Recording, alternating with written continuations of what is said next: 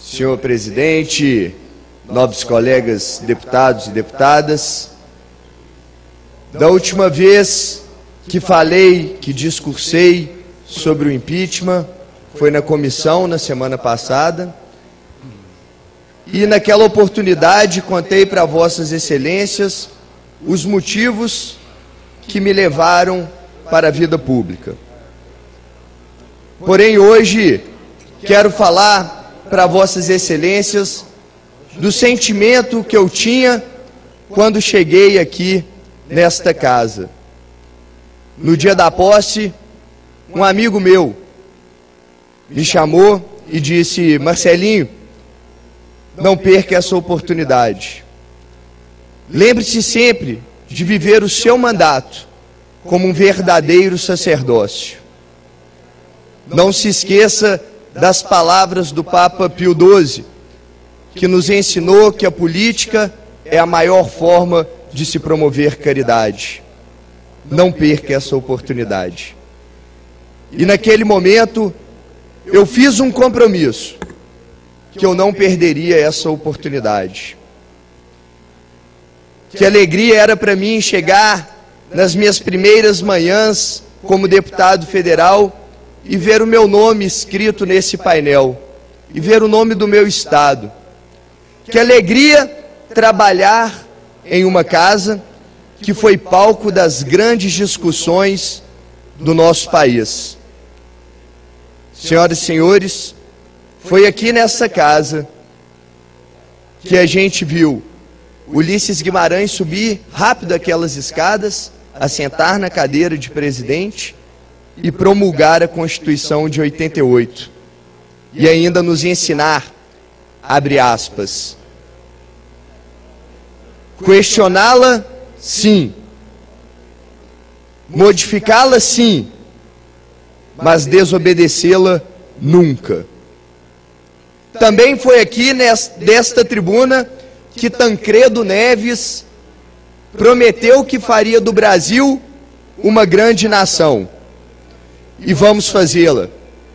Foi daqui também que em 1992 os nossos representantes decidiram interromper o mandato do ex-presidente Fernando Collor e mostraram para todos os brasileiros que neste país não existe homem acima da lei.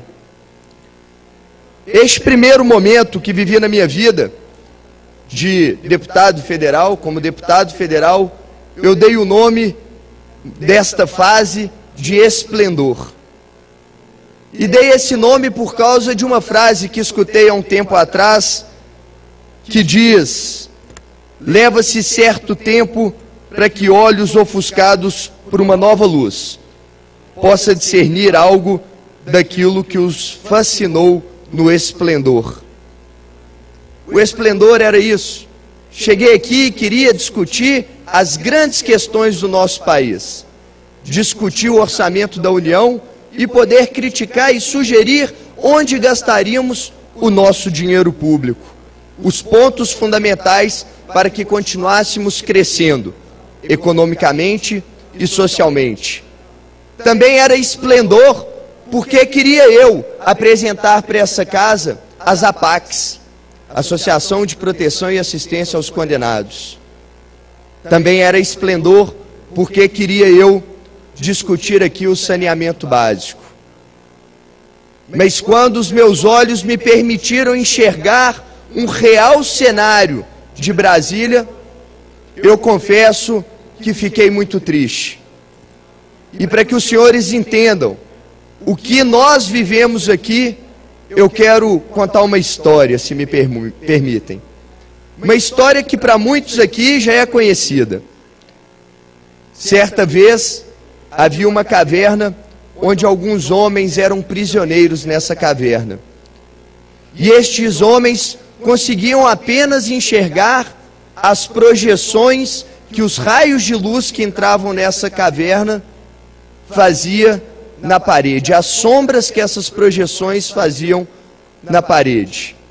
E aqueles homens acreditavam que aquela sombra era a realidade, mas não era. Aquela sombra era uma ilusão, sombra que acontecia, sombra que projetava por causa das pedras, das árvores que tinham fora da caverna, e ao entrar essa luz, projetava então aquelas imagens na parede. E o que essa história tem a ver com o que nós vivemos em Brasília? Tudo.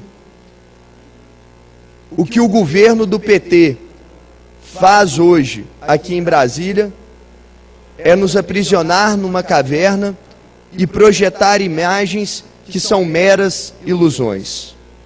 Projetam imagens que não condizem com a realidade.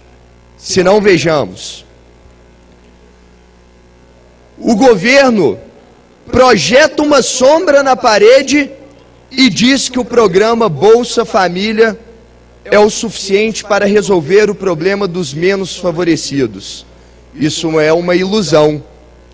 A realidade é que a inflação cresce em números assustadores, tirando dessas pessoas o poder de compra.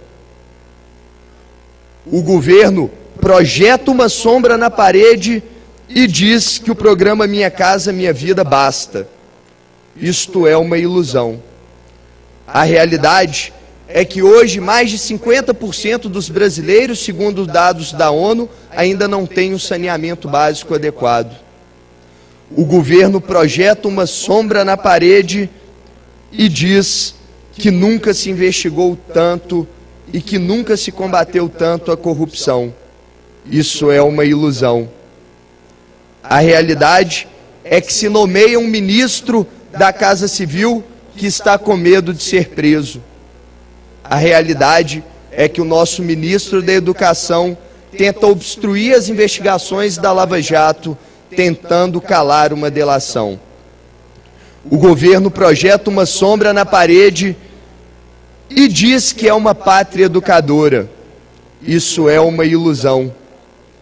A realidade é que o governo hoje não tem dinheiro para pagar o FIES e interrompe o sonho de milhares de jovens espalhados no nosso país. O governo projeta uma sombra na parede e diz que o país cresce economicamente. Isso é uma ilusão. A realidade é que nós assistimos diariamente milhares de pessoas perdendo o seu emprego e centenas de empresas fechando as portas. O governo projeta uma sombra na parede e diz que vivemos em um país seguro. Isso é uma ilusão. Na realidade, somos um dos 10 países mais violentos do mundo. Hoje nós temos, em média, quase 60 mil homicídios ano no nosso país. Vivemos um país completamente inseguro. O governo projeta uma sombra na parede e diz que é autossuficiente em petróleo.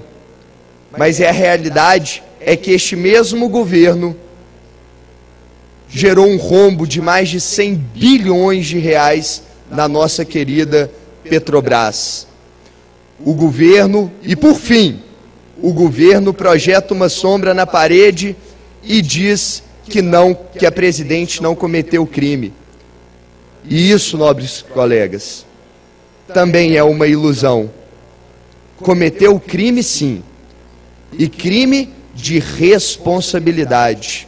Pedalou, pegou um dinheiro que não era seu para pagar uma conta que era sua. Dinheiro emprestado, e a nossa legislação é clara ao dizer que só pode pegar dinheiro emprestado com prévia autorização legislativa. Para terminar, quero dizer para os senhores e para as senhoras e para todos que nos assistem, que se quisermos sair desta caverna que o PT nos aprisiona, é necessário que a gente rompa as algemas que nos seguram. E essa algema hoje no país tem nome e sobrenome: Dilma Rousseff. Basta, Dilma. Impeachment já.